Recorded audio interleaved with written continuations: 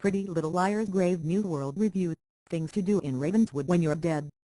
Who are these girls who buy fresh new hats and just ditch them willy-nilly? It'd be one thing if the toppers were free baseball caps they got from a career fair or something. But they seemed to be decently made, ladylike accessories, and Emily literally just ditched hers in the crypt. Aria, I guess, mindlessly forgot hers after being grabbed by the ankle in the graveyard. Spencer's was blown away in the weird Ravenswood dungeon wine tunnel where all the city's swan statues go to die. And Hannah just dropped hers on the ground. She heard a squeak, she covered her head, and then let it fall. Right next to the blood/lipstick/rusty water scrawled message of "Help me" on the wall.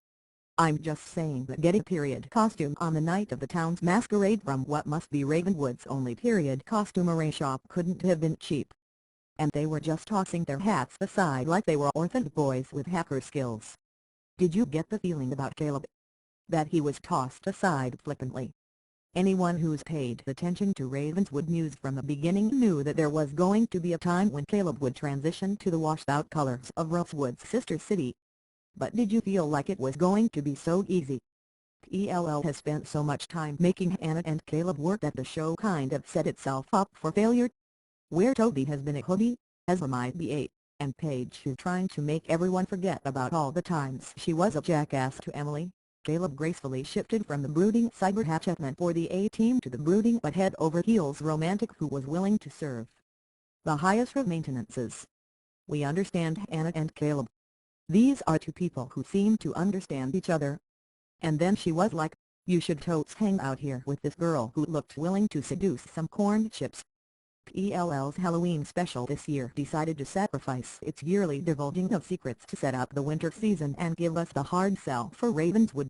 Sure, we got some more looks at Ezra ramping up his creepiness factor and an actual walking and talking Allison, and those things are certainly important.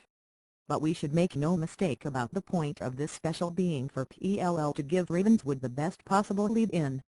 Shay Mitchell might as well have winked at the camera and said, "Tonight at 9 p.m. I'll be tuning in."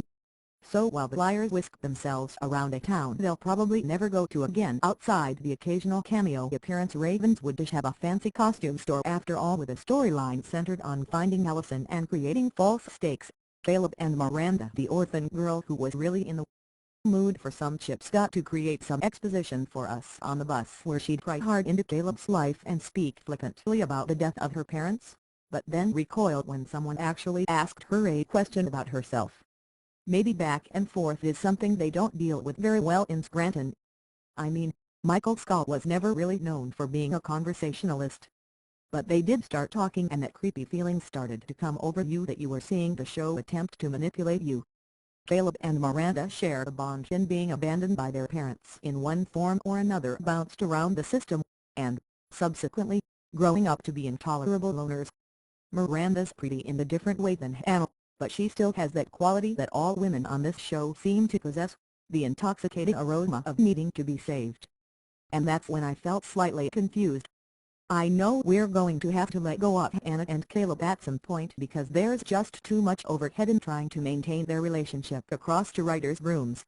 We've seen a little bit of that set up in the closing episodes of PLL's summer season, when that kid with the shaved head tried to sample some of Hannah's jelly but she made sure to let him know that he wasn't ready. Caleb and Miranda hitting it off and connecting only makes us sure that we're eventually heading for a mutual breakup between Hannah and Caleb so these crazy kids can bone down within their respective city limits. But the kiss and the reason for leaving Caleb in Ravenswood was heartbreakingly shallow, dull, and half-fisted. Ditching Caleb so that he can help Miranda find her uncle, even if the pretense was that it was only for a night, was a disappointing farewell. Nothing drawn out, no real intrigue between them, nothing more than a long kiss goodnight, one that was long enough to maintain that this is the end but short enough and not scored enough to make you question whether that was actually what they were doing. And then they parted ways and Caleb walked with Miranda into the foggy abyss. And Hannah had to catch a ride with a baby-faced villain.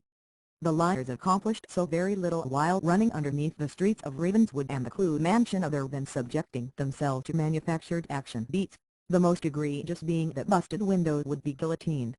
Spencer did find the Colonel Doughboy in the conservatory with the garden shears and almost unmasked him more than she ever did when she thought Toby was dead just before knocking herself out.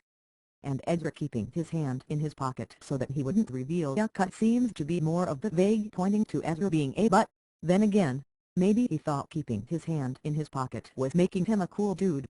Ezra being a creepster is nothing new to the show, so the big reveal was Allison confirming the thing that we all already knew, the absence of a body means alive until proven otherwise. Unless ELL decides to dial it back come winter, we actually, honestly saw Allison in the flesh. No fever dreams or smoke inhalation to blame it on, just a girl standing in front of some other girls, wearing a red coat. The elaborate hoax of Arlie's death, if we can believe everything as we saw it, is basically confirmed as a way to huckster Ezra into believing she's gone. That may be the most surprising part about Allison's string of non-information. It wasn't to just one person in private, there wasn't any condition where what they saw could be questioned, and there doesn't seem to be any way they can backpedal out of this. The girls know Allison is alive. We live in the confirmed Allison universe. While we can usually expect the Halloween special to provide inalienable answers about the show, no matter how large-scale the reveal is, remember the first secret and laying out the original team. It's hard to deny the importance of Allison finally revealing that she's not buried in the dirt. It's an entire plot point resolved. The search for Allison's killer is over if there's no actual killer. Now we can focus on how she pulled the whole thing off. That being said, ELL did all that in 10 minutes. The rest of the episode was about showing off Shay Mitchell and Arlie Benson's cleavage and drilling into our heads that we should stick around for Ravenswood. We can't really say it was a disappointing outing for the Liars because of the ending, but it was almost a cheap trick to salvage a series full of weak events by pulling the Allison trump card.